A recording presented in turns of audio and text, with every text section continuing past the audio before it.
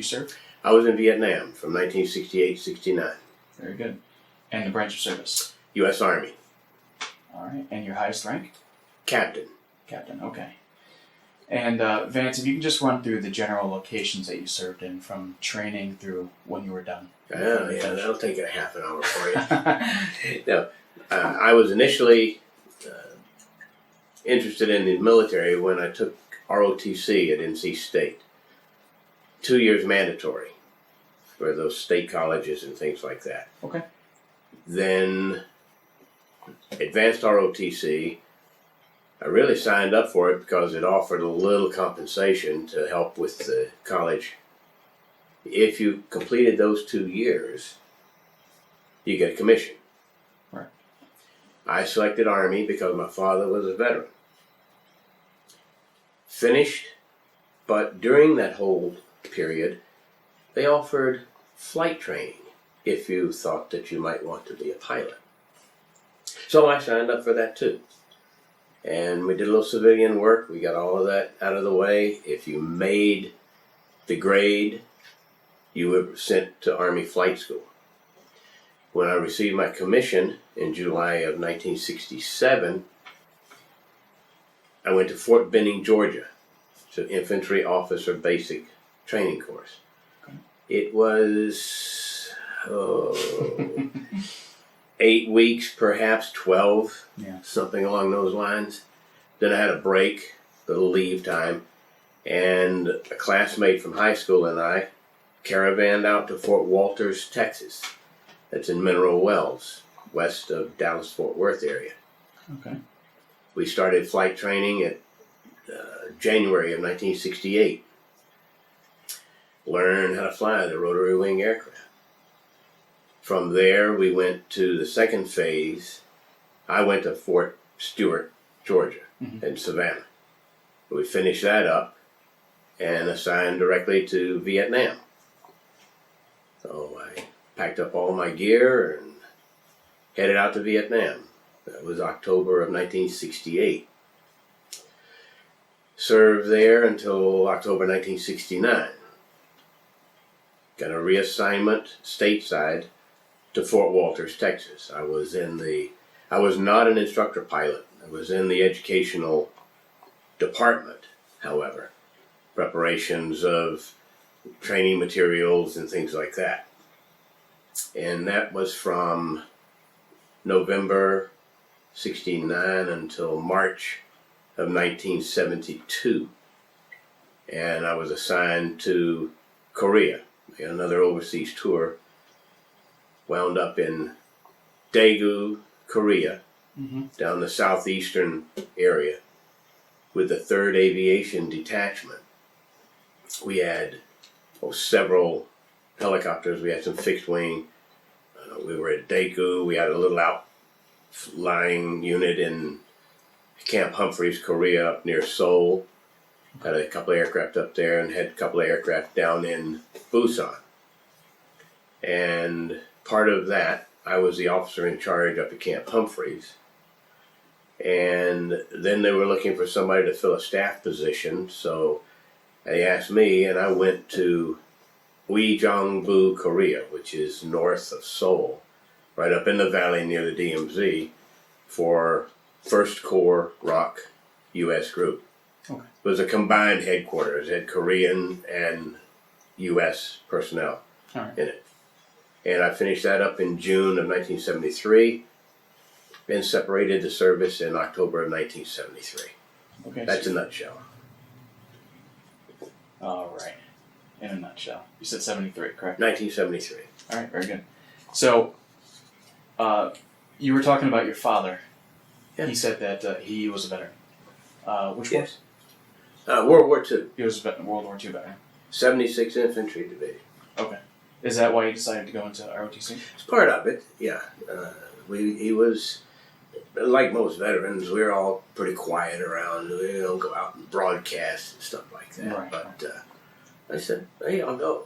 And they were supportive. My parents were supportive and obviously concerned with the way things were waging back then. Of course. And but they accepted it.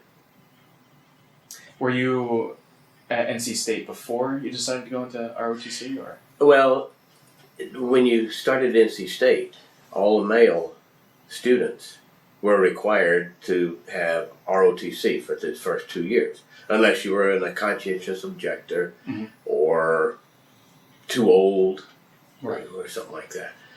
So you signed up for it, and you had to go the 2 years. And I had figured out, all right, I'll go. And then it was during that 2 years that I figured I'd take the advanced training to Right. get a commission and just go into the Army. Did you have to take the advanced training, or was that optional? It's optional. Okay. That was optional. And so was the flight training that I alluded to. Right. So, how does the enlistment work if you're in ROTC and in college? Well, you're in college anyway. You're in ROTC. Do you have to enlist? No, what happens is if you complete the advanced ROTC training and graduate, of course, if you don't graduate, you're out of luck. But you graduate and you've completed successfully with the grades, you're given a commission. You're commissioned in the United States Army or Air Force, and they had Air Force there too. So you get a commission, Mhm. and that's it. So you have essentially signed up when you take the advanced ROTC. Right. If that's the way to answer your question. Yeah, yeah. And if you drop out, then you drop out. But if you get your commission, then you're off and running. So, before you can do that, did you get sent to Fort Benning before you can get your commission? No. You Or commission right. I mean, when you get your graduation, when you get your degree, Yeah. then the next thing is you stand there. On the photos that I have, there was a classmate whose father was a retired Navy captain. That's a full colonel. Right. And he administered the oath of office for commission. Okay. Wow. So, how was that experience for you, being in college and as well as being in training? It was rewarding. Yeah. I mean, you get an education. I mean, I had to pay for the education. Right. But the $40 a month that they gave us while school was in session helped a little bit. I'm sure.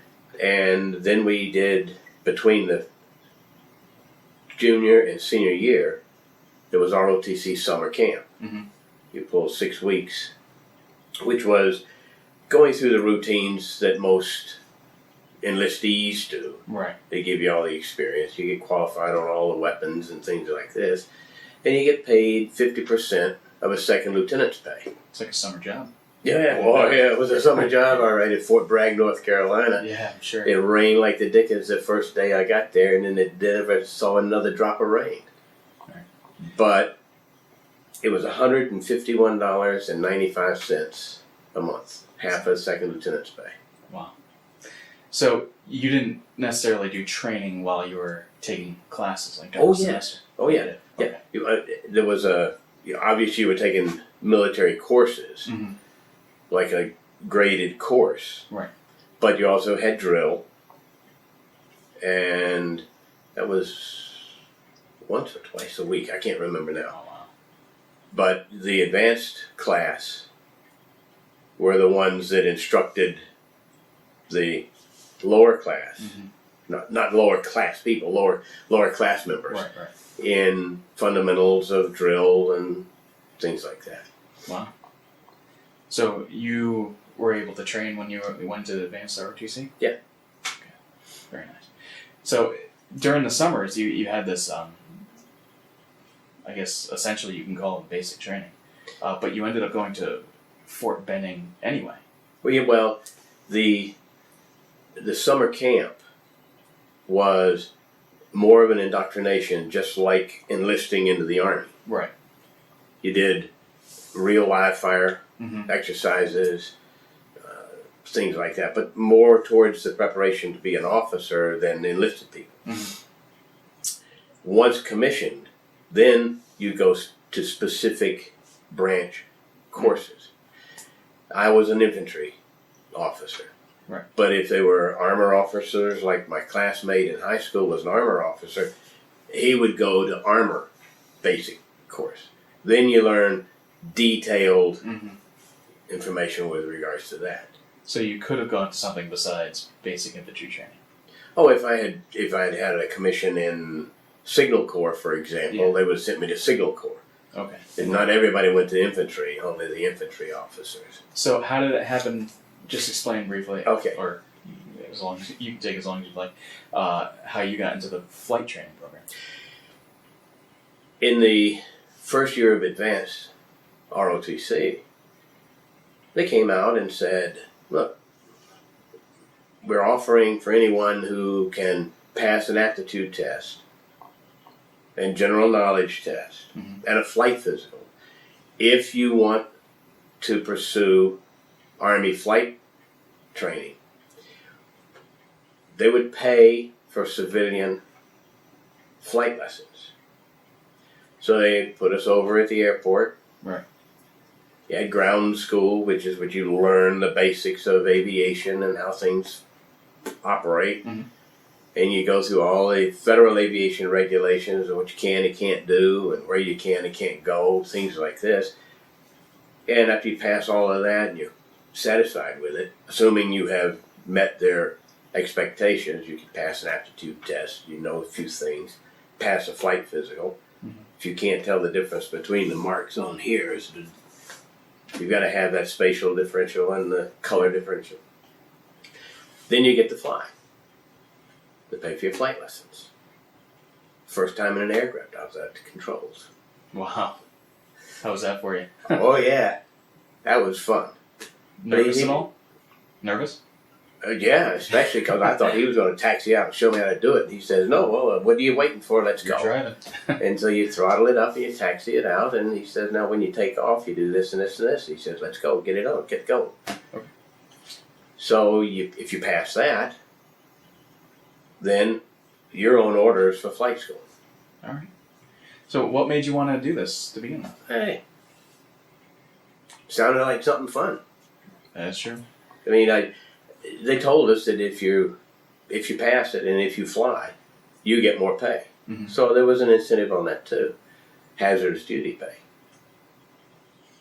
So you had the option to go into infantry school or into flight school. Well, no, I had to go to infantry school. Right. Yeah. But instead of being an infantry officer, you opted. Ground pounder. Instead of being a ground pounder, unless if I had not passed flight school, I would have been a ground pounder. Right. So, And, all right. So the pay was an incentive as well as just being a pilot. being a pilot. Right. Yeah. All right. So, remind me again where the flight after you took the flight training, you went to flight school. Where was that? Flight school was at Fort Walters, Texas. It's in Mineral Wells. Mm-hmm. That's about 40 miles west of the Dallas-Fort Worth area. Okay. Desolate-looking place out there, flat. Yeah. Perfect. No, good for flying, but boy, no wind blew. It was cold in the January months, and that's when you learn how to fly this little rascal. Mm-hmm. And what was the plane that you learned on? What was the plane that you learned on? in flight training, it was a helicopter, Oh. old Hiller, OH-23. There's a lot of pictures there, if they got a chance, and it's not like flying a fixed wing. It's 3 hands, 3 legs. Wow. But eventually, you learn to hover it. Mm-hmm. Then you master it. And from there, you moved into what they call instrument training, when you fly without looking at the ground. Mm-hmm. You rely solely on the instruments of the aircraft to keep it straight and level and go places where you need to go. Pass all of that, they send you off to an aviation unit, which just happened to be in Vietnam. Yeah. So they had already deployed. And Well, you just met with them there? Yeah, by the time I was in, units themselves weren't really going as much. Okay. You were a replacement. Okay. In and out, in and out, in and out. All right. So before we get to that experience, do you recall, you go through these different types of training. At once you're a college student and you're training to be an officer, and then you find yourself in infantry school, trained to be an infantry officer, and then you're in flight school. There's a lot of different variations of training going on. Can you tell me any experiences that stick out, anything specific that you remember from any of these types of training? Well, you have to be on your toes. Okay. I mean, if you can't keep up, you're just out of luck. Mm-hmm. First sad experience was at Fort Benning, Fort Bragg, North Carolina, for the summer camp. One of the NC State students was killed in an accident. And you say, okay. But you just keep going. Do you remember how? Yeah. Finishing up at the end of the day, we were unloading from the Deuce and a Halfs. Mm. And I guess he was last off or something. And the truck, the Deuce and a Half, behind, lurched forward and crushed him between the two trucks. My goodness. So, hey, you just, the next day you get up and go back to doing what you're supposed to do. You had to. And but you learn a lot. Right. Firing a weapon, flying a helicopter, meeting a lot of friends. And, did you expect any of this? Because your father, you served in World War II, so I'm sure maybe he told you stories, maybe he didn't. a few, yeah. So you kind of had a good impression of what to expect. Oh, yeah, yeah. I mean, anyone who's going into it really should know and be aware of. Yeah. I mean, you don't just go in there and say, well, I signed up for it, and then I didn't expect to be sent so-and-so and do this and this and this. Yeah. We all knew. I mean, everyone in the advanced ROTC knew that at least 90% of the class would wind up in Vietnam. Right. But you have to have some stateside people, and some in other units, Mm-hmm. in other locations. But when there's a conflict going on, you sign up for it, you know where you're going. So you were prepared. Good. So eventually you went over and you were telling me that you were a replacement. You just, yeah. How was that going into a unit where you didn't necessarily train and then leave with? Well, it was the first time. Okay. So for me, I had no other experience of being in a unit, in a cohesive unit. Right. And it was just part of the job, more or less. When you wind up in country, you don't know specifically where you're going until you get there because, well, units that need replacements are sending in their orders. It's always changing. Yeah. Hey, look, I need I need this pilot, I need a pilot, I need this and this and this. They order in pizzas. And so they've got a replacement company when you get there. Yeah. And is it kind of like a holding company? More or less. Yeah. So you go in and they look at it, they got your name, and then they sort through, okay, and they know who you are, you're a pilot, this, that, and the other. So they tell you, okay, look, we got your unit assignment. We'll fly you out tomorrow, and they'll meet you. Mm-hmm. They'll pick you up. You're going to go to the 335th Assault Helicopter Company. And they work up in that area outside of Da Nang and Quy Nhon and stuff. And so we've made arrangements, and they'll pick you up at Phu Cat Air Force Base. Okay. What do I know? Right. So I wind up with all my equipment and stuff like that, and the next morning they pack you up on a C-123, an old twin-engine piston Air Force cargo plane. Yeah. And of course I'm a pilot. I get up onto the steps at the back of the cockpit. I want to see what's going on. They take off, and away we go. I don't know, hour and a half, give or take, 2 hours maybe. Then they start their approach to Phu Cat. Well, in combat situations, fixed wings always take off as steeply as they possibly can and land as steeply as you possibly can. Oh boy. Well, it's because of ground fire. Right. And make it less of an attractive target. But if a fixed wing is landing and you have a crosswind, you have to adjust for it. You have to sort of crab in. Okay. But it's no problem. Everybody knows that. This guy was not about to break out of his crab to straighten it out to land with the runway, and I thought we were going to be rolling down the runway. And the aircraft commander looks up just in time to slam the throttles all the way to the firewall and pull it out just in time. So that was it. I said, I'm not even going to have an assignment here. Well, the Cowboys picked me up. That was what their call sign was, Cowboys. Yeah. They picked me up, and they were in a hurry. I thought, well, the next day I was in a cockpit seat, so they flew me back to the little place down there near Tuiwa Air Force Base. Yeah. And I was flying the next day. Did you ever find out why this pilot didn't straighten out before he landed? You Didn't have time to ask. Didn't want to hit him on the back of the head. Well, I couldn't. I mean, the little access to the cockpit was only wide enough for shoulders. Yeah. And it was up 3 steps. But that's And it wasn't my aircraft anyway. Yeah.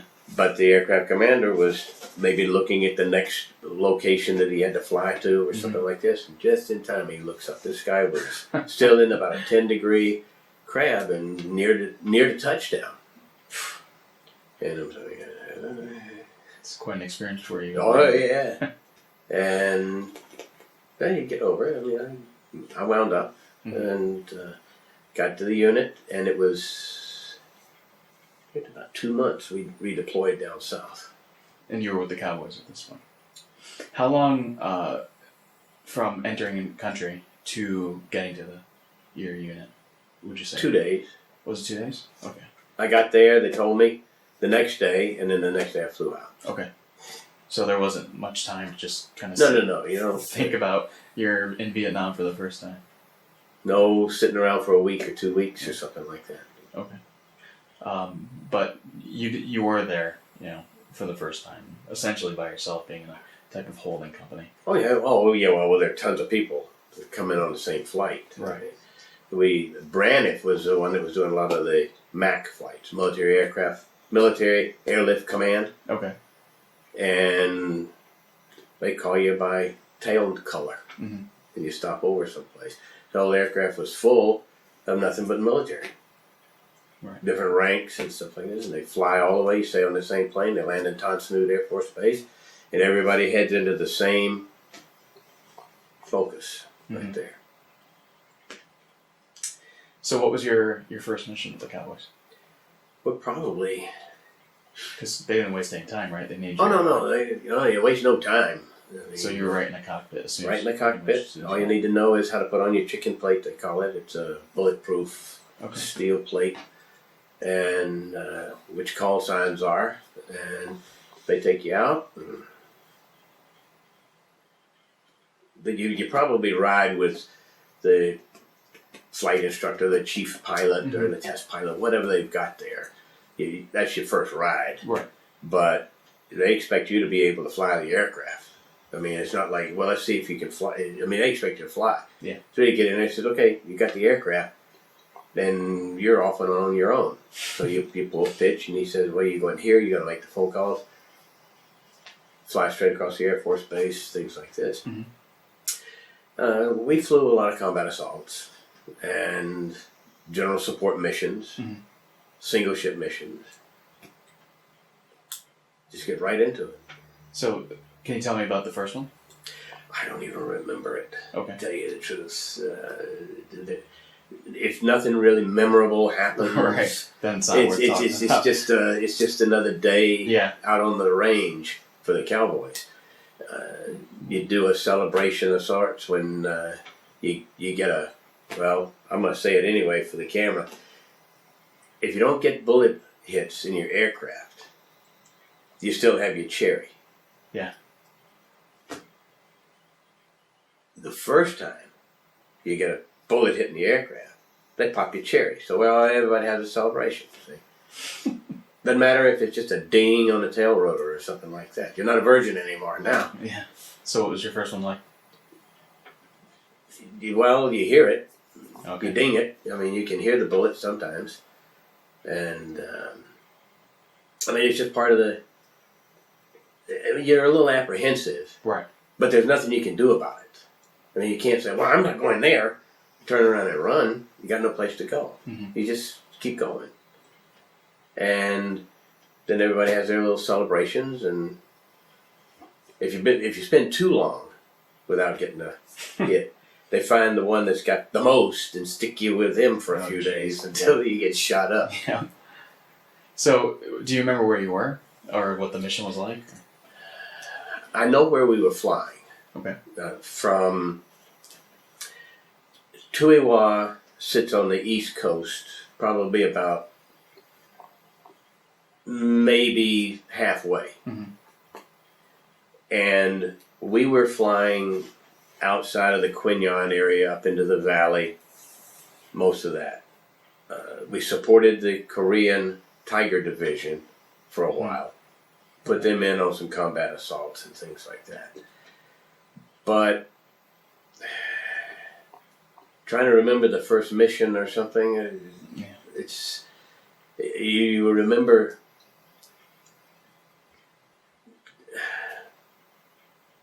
frightening things that happen, I guess, is the best explanation.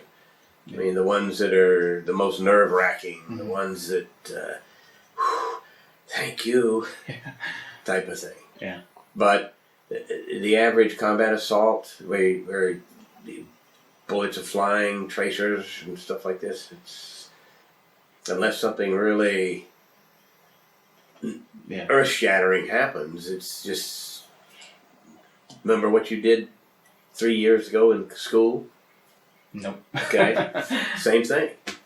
Okay. But you'll remember a real good basketball game that you went to or something, or your first date or something like this, maybe. I mean, you'll remember a few things, but you don't remember the everyday things in class. So, let's talk about that for a second. You did these assault runs. What was that like? Just describe Well, it. you fly in, you get a mission. Yeah. For a combat assault, they line the troops up. Okay. You fly in, you load up all the troops. You get all the troops are on board. There's no buckling up, no seat belts buckle up. They just sit on the floor. You don't have time. Right. If you're going to put them in and take them off, they don't have time to unbuckle. In and out. You just, and you call, you're all clear, everybody's up, you take off. You know where you're going to go because the command and control aircraft, call him Charlie, is out. It won't necessarily stay over the same spot. They'll fly around enough so that we keep the enemy distracted some. But they know where they want to go. And you're going to put these troops in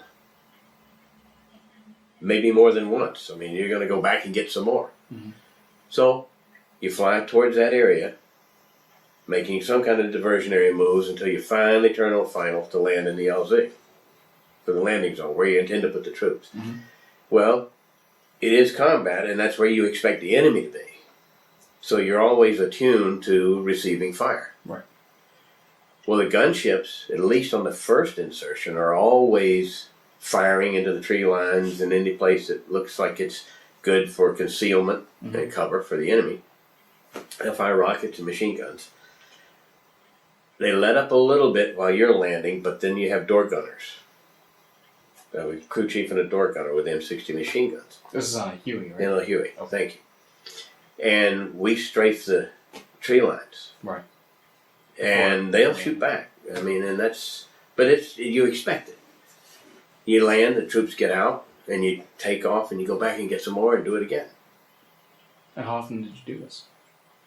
4 or 5 days in a row, and then you might get a day off. You might fly a single ship mission, and then get a day off. So you did it a lot.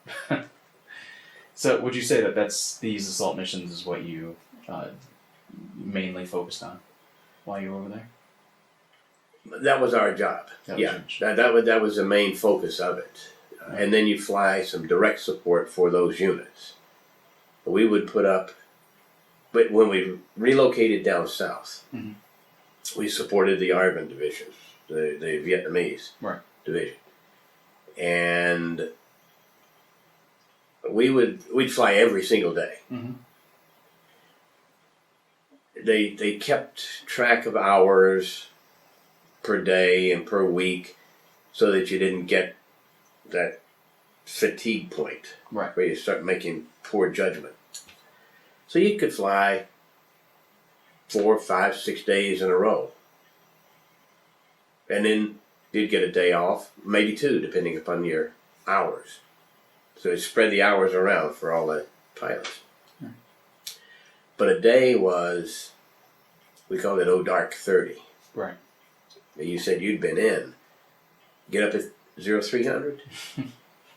Often. 0330, they come in and wake you up. Right. And you go eat your breakfast, get out to the flight line, and you pull in pitch watching the sun come up. And you're coming back watching it go down. So I mean, it's a long day. Yeah. But you might be out all 12 hours of the day, but you only get 5 hours of flying time because you're shut down for a period of time waiting for the next insertion. Right. So that's one of the reasons why even a 5 or 6 hour day, you get 6 days, you get 30 hours, give you some time off. Mm-hmm. You fly a single ship mission, you might get more time, but it's not as nerve-wracking. You're not maintaining formation flying and stuff like this. You're just going point A to point B. You're a delivery man. You're just moving people. Moving, mail. Okay. Sling load some fuel someplace. Taking some replacements and stuff like that. All right. So you told me, about your missions, your average mission, generally. Can we talk about one that you do remember now? Oh, there's several. Take it away. You get a weird mission where the formation itself is critical to being able to get into the thing. And you have a relatively small area, so you put in 4 aircraft in what they call an echelon. It's a 45-degree angle off one side or the other from lead. We had flown in once to that area, and we were taking what turned out to be 12.7 millimeter fire. It's a 50 caliber from them. And those tracers are, well, they move around. Yeah. I mean, they're not stupid. I mean, if you got a heavy caliber weapon, you're going to move around. You don't want to be a target all the time. Mm-hmm. So the second insertion, they were up in what looked like a church steeple. And the tracers were coming more on a level with us. And one of the gunships just fired off a couple of pair of rockets. It said, "Hey guy, what's this?" He just popped off a couple of pair of rockets. And one of them hit right dead below the bell tower. Wow. And just straight down.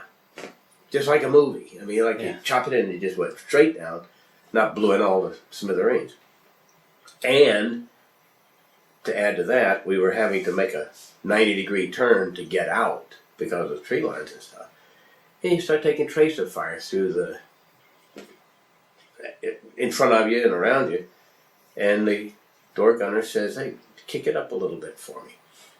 So, I mean, you can fly these Hueys and do some crazy little things with it. So you kick in some pedal and cycling can tip it up a little bit like this, and he just stitched the guy.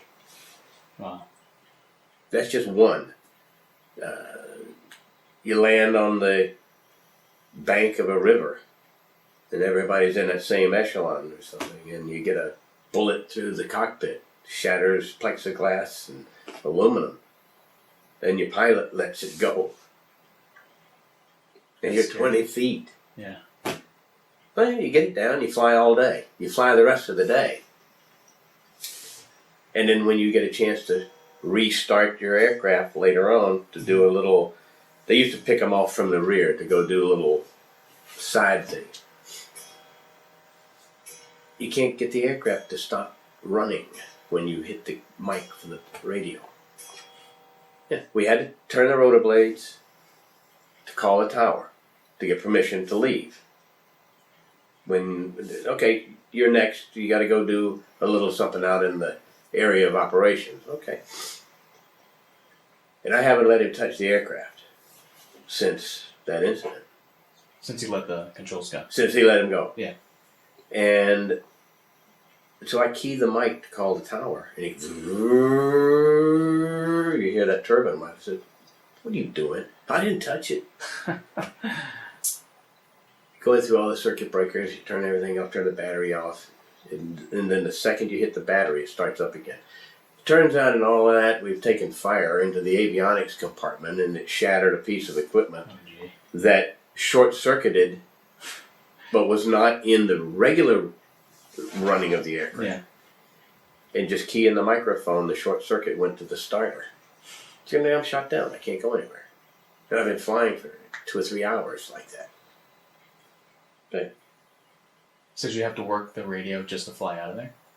No, I mean, the engine would have never shut off. I mean, it wasn't like starting it. I mean, I just keyed the microphone and the short circuit went to the starter. Well, they replaced the part. They had some, I think it was an inverter. They had them in the little maintenance area there for that airfield from the Air Force. They said, I think this will work. Put it in and it worked. So we got back to flying again. And even more frightening than getting shot up and shot at and bullets through the cockpit. I've written about it. We're flying in, have been flying for a couple of 3 hours, and we're going to go land and refuel. The cyclic was just vibrating like the dickens. Anything beyond just barely tipping the aircraft. Yeah. Fortunately, it hadn't happened during one of the combat assaults. I said, I got to call a lead. I said, I got to get out of and try to get in. I didn't think I could hover it with a cyclic beating up like that. And all I could do was just go out and take a long, shallow run, land it like a fixed-wing aircraft, where you don't have to do so much turning, banking, and then trying to hover it. Then it turned out that the safety wire had broken on one of the controls, and the cap nut was about to back off. The crew chief just tightened it up with his tools and Sent you went back to flying. Yeah. Did that happen often where you had a lot of malfunctions? Like No. No. These aircraft were, I mean, they were well built. Right. The Model A thing, they could take it. No heavy sophistication, no computer control this, no computer control that. That's what they're famous for. Like a 55 Chevy or 57 Chevy, as opposed to the computers that won't let you start the car and stuff like that. This thing crank up and go. Yeah. And but no, we had some interesting things here, there, and the other. When you'd fly the single ship missions, you were by yourself. Yeah. You'd go into the little outposts and things to resupply, bring fuel, bring troops, bring mail.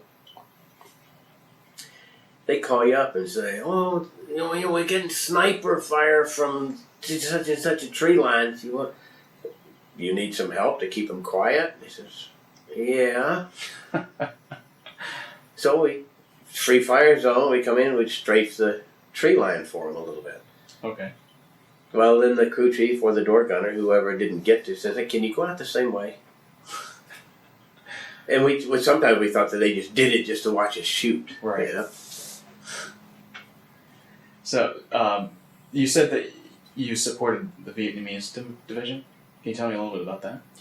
It was just combat assaults. Okay. But we would pick them up, load them up, put them in for combat missions and things like that. Was it the RVA? Was that who you supported? ARVN, Army of the Republic of Vietnam. Okay. Yeah, that's what they call it. Okay, that's right. And we landed once, and the crew chief and the door gunner would always give you "you're clear," meaning that nobody left on the aircraft. And then he said, he's not getting off. They're not getting off. I said, "What?" He said, "They're not getting off." Turn around and look. The guy opens up his shirt. He's got a bullet hole. Oh boy. And his buddy is there with us. Okay, all right, we'll take him back. So we take off and go right back to the LZ to pick up more troops, and he goes off. Mm-hmm. And they threw his buddy back on. They took him off. We didn't take him to a hospital. We got to take him back to where the troops are. Yeah. Let them deal with him. But his buddy wanted to stay with him. They put him back on the aircraft, which we would have done too. Right. I mean, so we just kept going. Yeah. All right. So, how did you feel about that? Supporting a different. No. They were allies. Yeah. Yeah. They fought. They were good combatants. So there wasn't any animosity. No. Good. They were fighting for their country. Of course. So. So, talk a little bit about being back at base. I know you didn't get very much downtime, and you said that you would fly for 5 or 6 days, and maybe you get a day off. What was that like? You get in and it's dark. We're getting on dark. Yeah. And so you dinner, maybe you shower, maybe you don't. You're tired. Yeah. So you might go over and have a beer. So we'll remodel one of the little hooches or something and put some plywood up. Requisition some air conditioners and plywood from the Air Force over at Tonsanute. And then you go back and crash, essentially. Yeah. But then you'd have a day off. So, I've got some pictures in here. We'd go up, a bunch of us get together with a deuce and a half, not a deuce and a half, we get a Jeep, or a Jeep and a 3/4. And we'd head off. We'd go a little ways away, maybe 15, 20 miles to some little village, and they had a Chinese restaurant there. Okay. Loon Food. We got it on the, and we'd have our day off like that, drive through, and there was a ice cream place. I can't remember what the name of it is in some of the pictures. Then they go over and get some ice cream. They come back. Okay. And the single ship missions again were pretty good because you could shut down. You'd get the kids would come out to you. Even when you shut down in a combat assault, the kids would come out. They'd have Coca-Colas. They'd have French bread that the mothers had made with little black specks in it. All right. And we always had quarters. You're not supposed to use real currency. You're supposed to use the MPC or the local stuff. I remember that. But the quarters always came in the cookie boxes and stuff. Right. Then you give the quarters to the kids for the bread and the Cokes and stuff like that. So you were able to interact with the locals Oh, often? sure, yeah. We had hooch maids. They'd come in, they cleaned your. But our base, you didn't really want to be off the base. Unless you're 5 or 6. We always carried our pistols with us when we went anywhere. And, but it wasn't like Korea. Right. On a later tour in Korea, where you can really get some interaction with the locals. But you were still able to go to these restaurants. And, Oh yeah. You weren't worried about anything happening, or I don't like when you say that. You always wonder if you're driving down through the little village or something like this, somebody's going to be taking pot shots at you. Of course. Right. I mean, that's the nature of the way that conflict was. The guy down the street could be fighting at night for the other side. But for the most part, the area that we were in, well, we had a couple of mortar attacks. We got knocked out of a chair. No Purple Hearts, just the blast, the concussion, everything else just floored me. And that must have been pretty close. It was probably 30 feet, 35 feet. Oh, wow. And it was just one of those, what? I mean, it's just, you don't get any warning. Right. Right. Well, all right. But yeah, I'm not going to stand up and try to run. I don't know if there's more coming. Right. So you get the enemy around. But what are you going to do? Does this happen often? You get mortared often? I don't think it was more than maybe a half a dozen times on the base. Okay. That we got it. So it wasn't too bad. No. Alright. And you were on base for a year, you said, correct? Well, I was in country for a year. In country. Yeah. Did you shift to a different position or a different base? Well, this is what we did. When that first one, when we were up near Tuiwa Air Force Base, we relocated south. So there was just one relocation for the unit. The mission didn't change. No, the mission didn't change. Okay. Was there a difference, a big difference between the two areas? Yeah, we were in the Delta for the rest of it, and there were no major hilly areas. Right. When we flew up farther north, the coastal area was pretty level, but we'd fly into valleys and mountain areas and things like that. Just flying a different way, I guess you'd say. It wasn't less aggressive though. You said you went south, right? It was about as aggressive as That's the first area. all over the place. Yeah, I mean, there was no front lines. Right. I mean, they were all over the place. They were aggressive in the south. They were aggressive in the north. Okay. They didn't have the benefit of the mountainous terrain for their cover and concealment, and they were all in the wide open. But all right.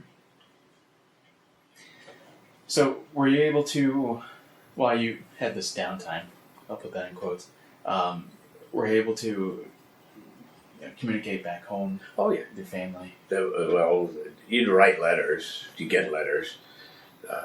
That mortar incident, I was actually recording on a cassette, Oh wow. and I didn't think anything about it. It went off, and my father had actually been in the anti-aircraft artillery for a while when he was in World War II. And there had been a fire mission. They were firing out. They had some artillery on the base, and you can tell the difference between incoming and outgoing. And I got up, everything was good, nothing happened. I just kept recording, and I mailed it home. And he told me not to ever do that again. He burned the tape, he said, because it frightened my mother. Oh wow. And I can imagine what it sounded like on the tape. But you can't duplicate even the sound on a tape. I mean, if a rifle fire right here, you're not going to get that on the tape. You're going to get it, but you're not going to get it the way it really is. And neither would you get a mortar round. You just get a blast or something, but the pitch and the frequency are just beyond the recording capabilities. So it made him mad. So I didn't talk about anything else from then on. He burned the tape. Oh, here's what he said. All right. So, your mother was obviously upset. Oh, yeah. Your father was. But how did they feel about you? They knew that you were going in. I mean, you were in ROTC this entire time. So, how did they feel about you serving? They never expressed anything. I mean, they were glad that I was patriotic and stuff. Yeah. But they never. Oh, I really wish you wouldn't do this. They were never like that. They just accepted it for what it was. Okay. All right. But now I had the stateside tour, which was just a little mundane, routine thing. We would just fly to maintain our minimums at Fort Walters, Texas. Fort Walters. Right. Okay. And then I got the assignment to Korea, Right. which we were really just a support unit more than anything else. We'd fly people here, there, and the other, do this, that, and the other. Unfortunately, we had one pilot who just absolutely positively had to get home. Not home, but get back to the base. Okay. He didn't want to be waylaid up at Camp Humphreys or anything. He wanted to be back in Daegu. Sure. And the weather was deteriorating, and he flew right into Cumulus granitus. It's a mountain hiding behind a cloud. Oh, boy. Was it the only casualty? While I was in Korea, yeah. I mean, in Vietnam, we lost 8 in my unit when I was there. So, I'm astounded. He flew into a mountain. Okay. Well, it was clouds. Right. That's So why we couldn't see it. I mean, we had instrument training, but a lot of times these low-lying clouds and fog banks later in the afternoon. I mean, I can get through that. I can go down here. I can do this. Then that's just pretty piss poor flying if you really want the truth about it. And he probably just wound up, and maybe even tried to turn around. But at that point, he'd gone beyond it. And when he never showed up down there, they called me and I said, I told him I didn't want him to go. But the aircraft commander is, he took off. The weather was permissible. I mean, he had all the right in the world to take off. Sure. So you can't sit there and go, you cannot fly.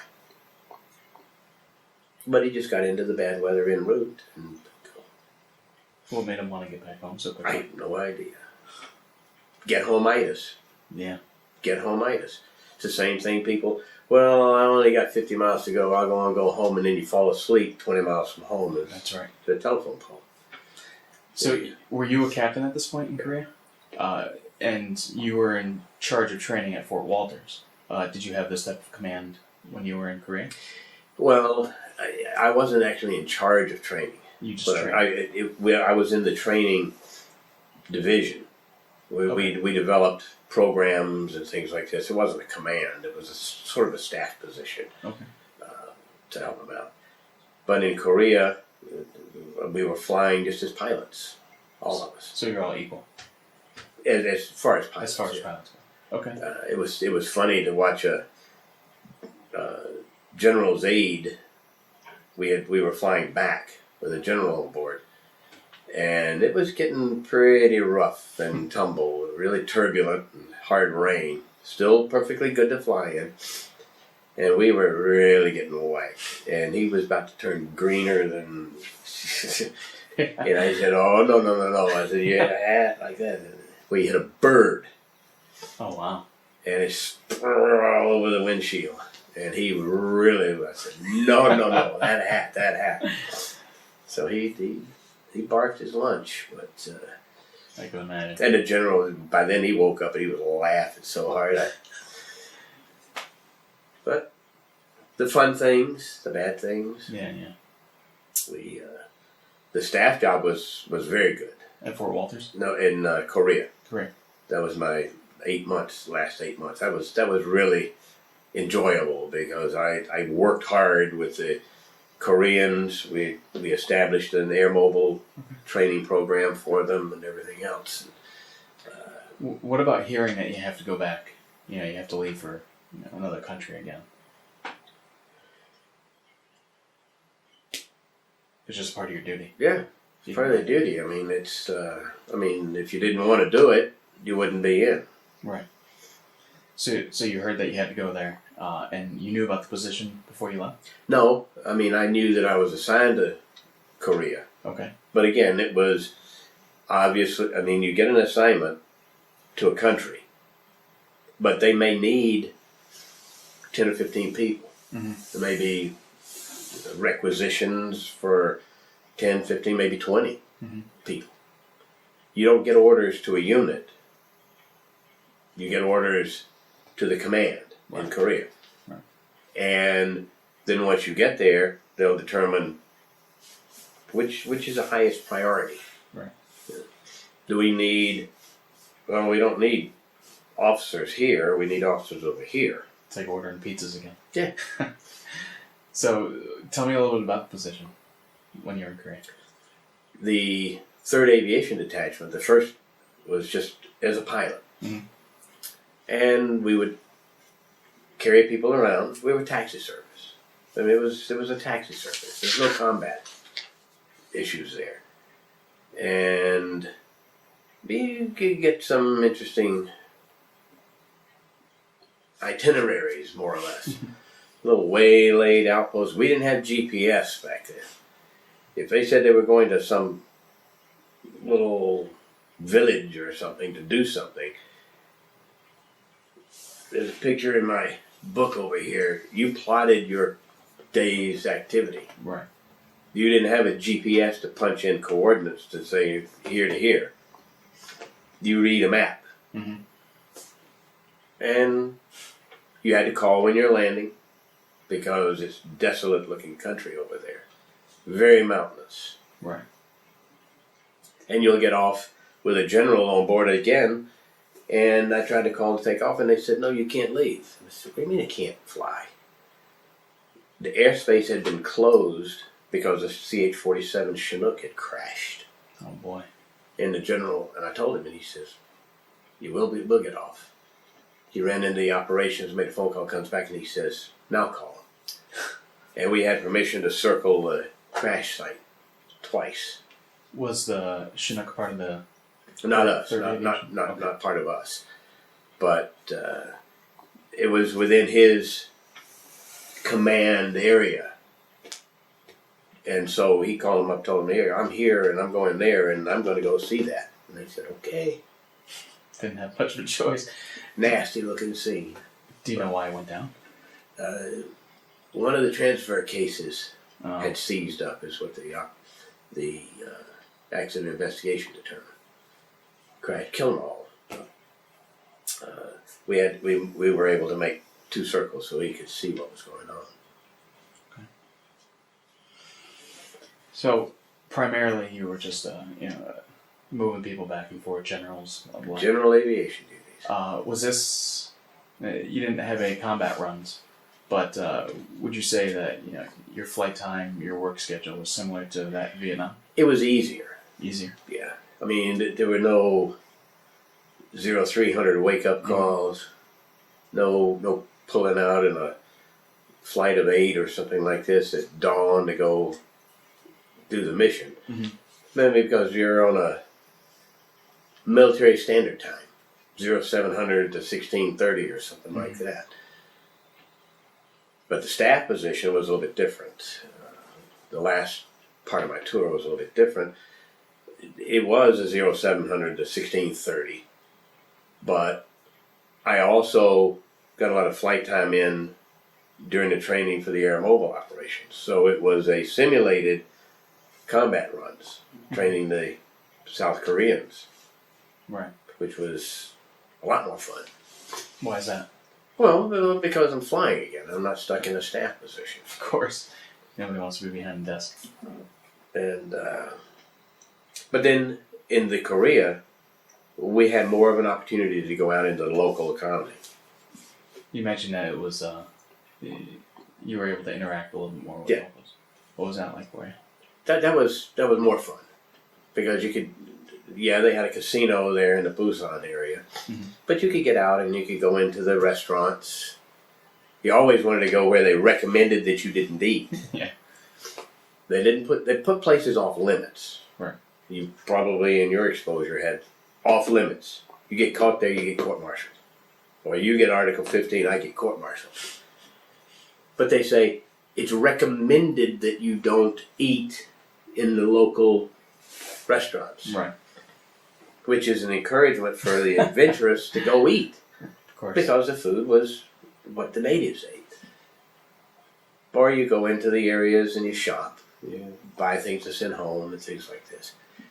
Where you know that you don't have that somebody sneaking around the corner maybe taking a pot shot at you. Is that what they were worried about when they said you're not recommending to go here? No, I mean, for the food, they just didn't want you to go in there and eat. Oh. This guy's and then mixing up his hamburger, yeah. So, I mean, any place.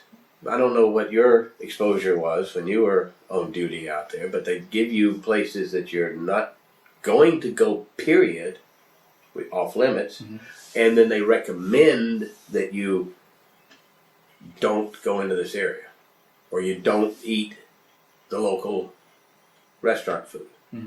Simply because of, they don't have the same dietary standards and the sanitary standards maybe. And you say, well, they eat it, why can't I eat it? Sorry. So a lot of us are always down there. You find your favorite local restaurants. They'd love to see you come in. And you were able to do this after the duty day? Yeah. And you'd get a day off. I mean, we really worked 7 days a week. We always had missions, even then. It wasn't a Monday to Friday. And if you did a a couple of Saturday, Sundays, then your weekend was maybe Monday, Tuesday, or Wednesday, Thursday, or something.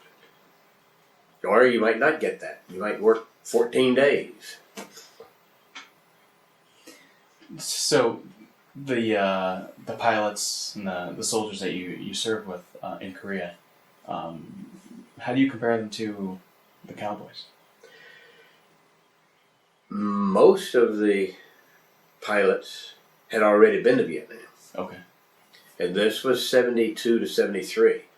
So they weren't replacing in Vietnam anymore. They stopped sending replacement troops. They cut way back on flight school requirements. I don't even remember how many classes they had when I was there. They were constant, every 2 weeks coming in. They probably didn't get one a month and probably cut half the students out of them because there weren't that many positions going to be needed. So we had a few new pilots, fresh out of flight school, first assignment. And that's fine. They know how to fly the aircraft. And you're there to show them where you go, how you fly in this environment, what you have to be watching out for, landmarks. So you're in a training position where you were before as the sounds similar trainee. To the first day. Yeah. So that gives you something. You get, all right, you get the new guy. So take him out. That's it. Okay, the aircraft's yours. Sit back. Just sit back. Yeah. Yeah, why should I have to fly? I get somebody here who can fly for me. So you Nice break break. them in. Yeah. All right. So, did your service end while you were in Korea? No, I got back in June of '73, and I was out in October of '73. Were you ready for that? In a way, my ex really wasn't enamored with the military, and as it turned out, nor was she that enamored about into civilian duty. So when I wound up in Massachusetts with a new job, she stayed in North Carolina, and as far as I know, she's still there. Okay. But you were, were you welcoming the separation?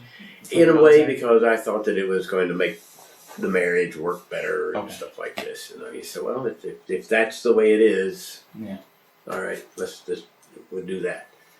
And perhaps if I had known better, I would have given it a little more time, but tis what it is.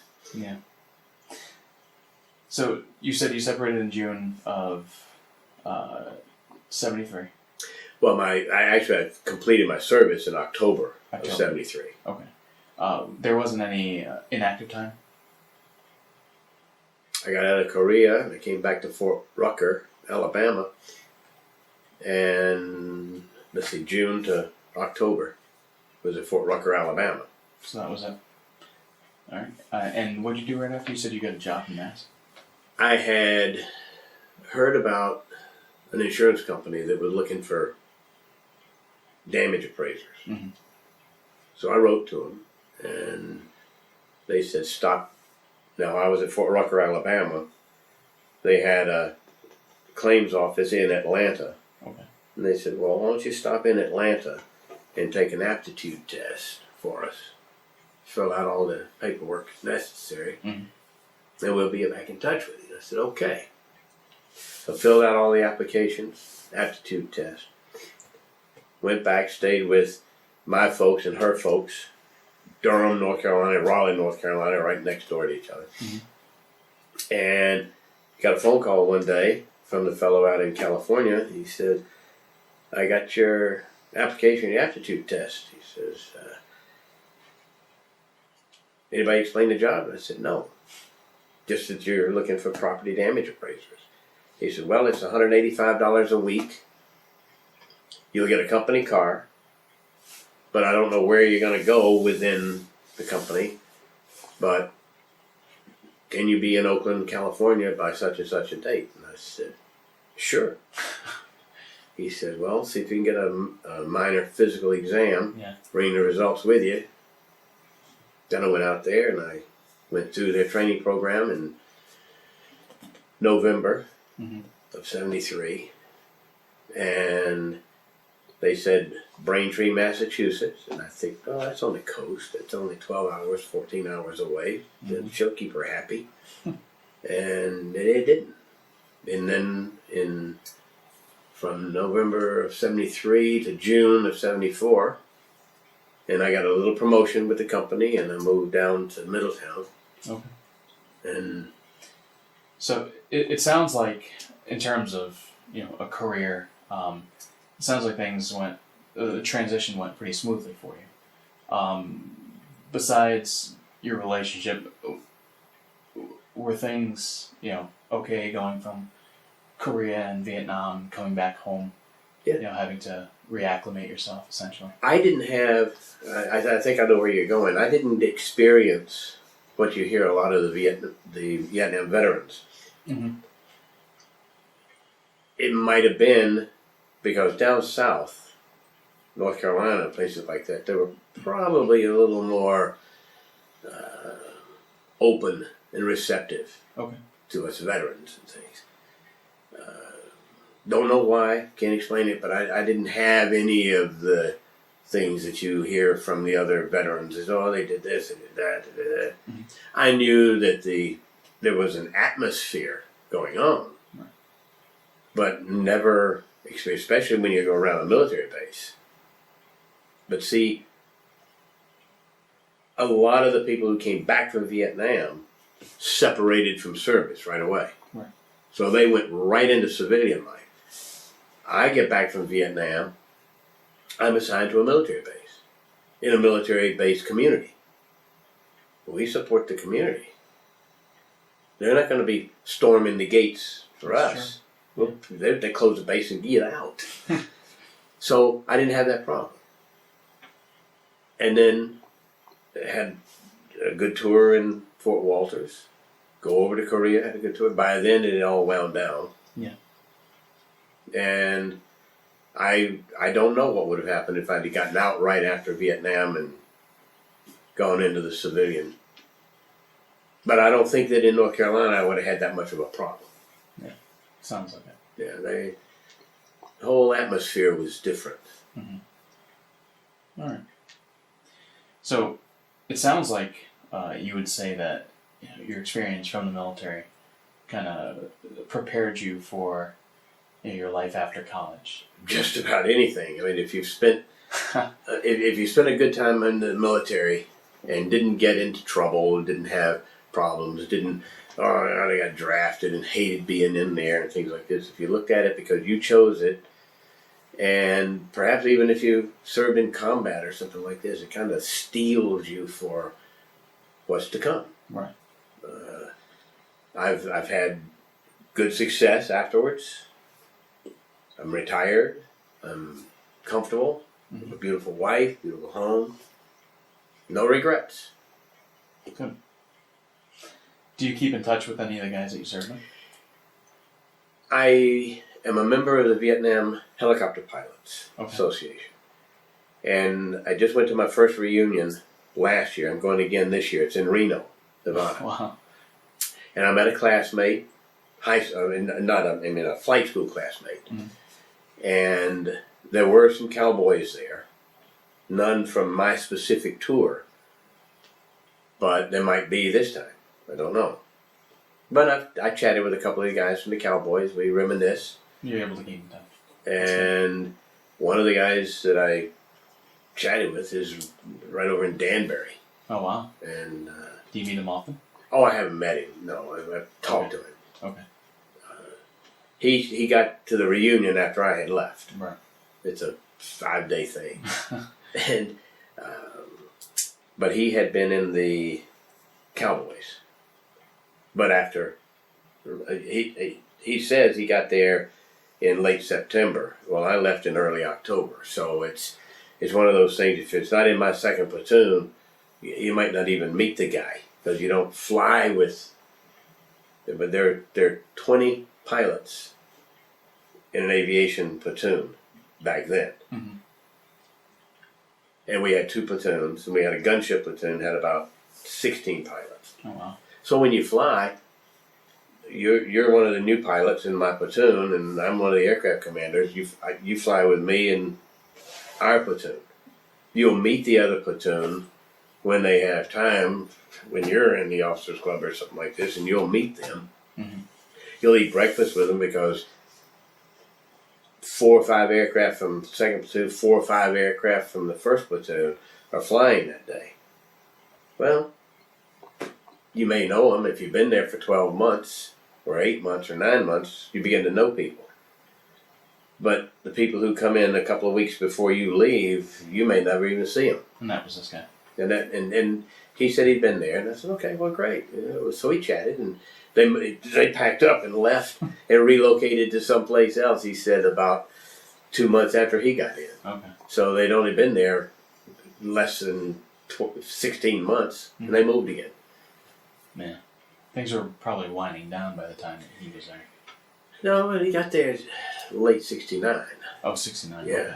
Yeah, I left in '69. He had That's just right. gotten there. Yeah.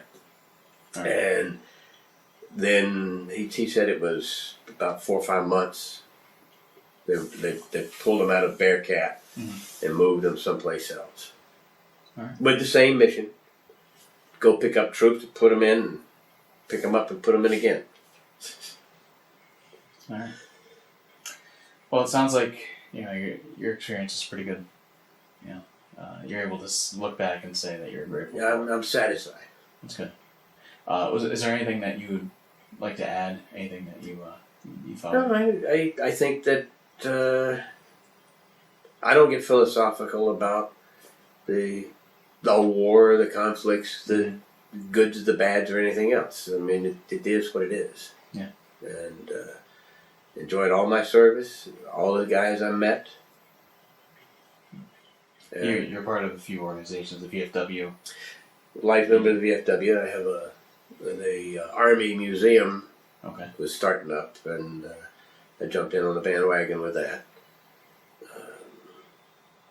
What else? I'm a member of the American Legion over in Marlborough also, and the Vietnam helicopter pilots. And can you tell me again what is the writing club that you do?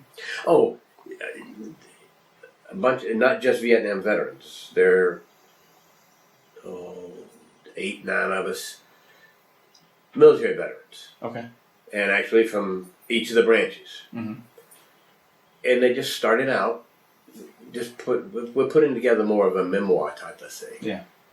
And we just go in, we write about our experiences. The moderator of the thing throws us prompts to write about, and some of them don't have anything to do with the military, but still we write.